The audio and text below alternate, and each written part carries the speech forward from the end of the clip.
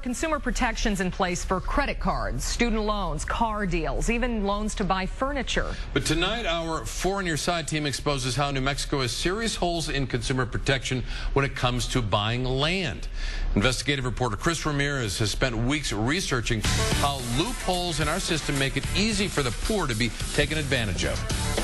Well, they thought they were living the American dream only to realize it was all a nightmare. Some of the poorest people in our community who don't have the income or the credit to qualify for a mortgage are buying land through real estate contracts, and many have been swindled out of their homes and out of their money, and New Mexico laws make it all okay.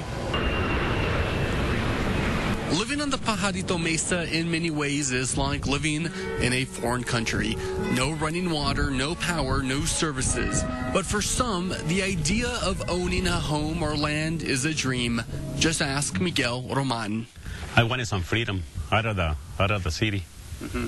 Yeah, to feel a little bit more free.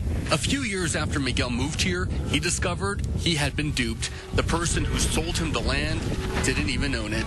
By the time I owned this property, I paid double. To keep the land, Miguel paid for the lot twice. First to a con man, then to the legal owner of the lot.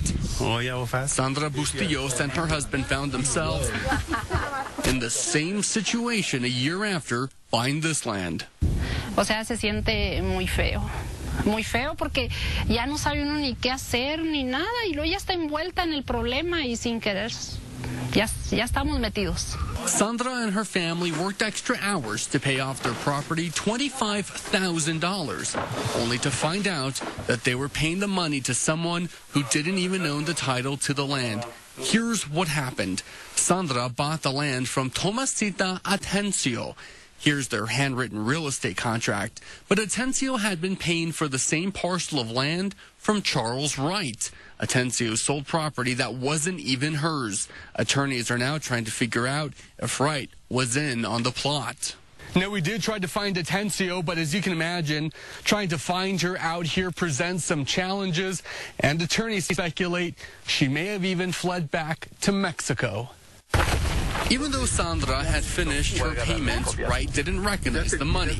He now forces Sandra to pay rent for land she thought she already owned. And New Mexico law does nothing to protect people like Sandra or Miguel from these scams. It's a very informal, shadowy kind of process. Terrible things are happening to people. I mean, the fact of the matter is these are being used as a predatory instrument. Kelsey Hillman and Craig Acorn are lawyers at the New Mexico Center on Law and Poverty. They say these kinds of transactions happen all the time through real estate contracts, and for some, it gets worse. Sometimes the property is repossessed after one missed payment, and the buyer is forced to start a new contract. In some cases, the interest rates are astronomical or never disclosed. There's no law in New Mexico that provides protection for those folks. The poverty lawyers are fighting for 4 basic consumer protections. Protections that traditional mortgage holders are already legally entitled to. The first, judicial foreclosure. If property gets taken away, the courts must intervene. Second, guaranteeing full disclosure about the utilities and services on the property. Third, a requirement that all contracts be recorded so that people buying property in the future can do a record search about the history of the property and who really owns it.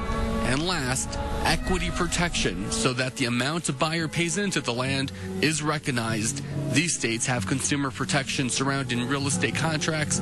You can see all border states regulate, but not New Mexico. And it's not like the idea of regulating is unheard of. In fact, in 2011, the state legislature took up a bill trying to regulate the real estate contract industry, but there just wasn't enough willpower in Santa Fe to get that pushed through.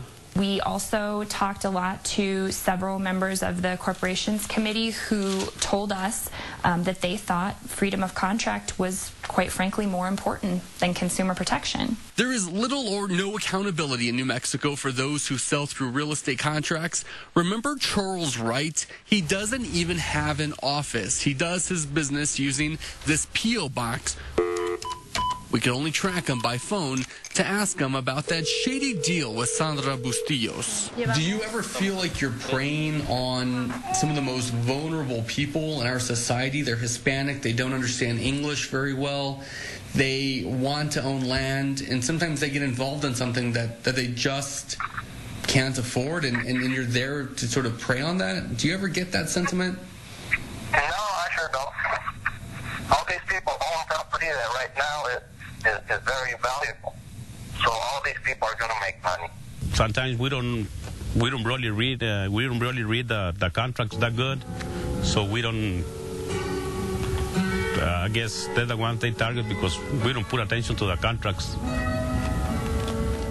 The New Mexico Center on Law and Poverty is now writing a new bill that they hope will include some consumer protections. They're hoping that the legislature and governor are willing to sign off on it.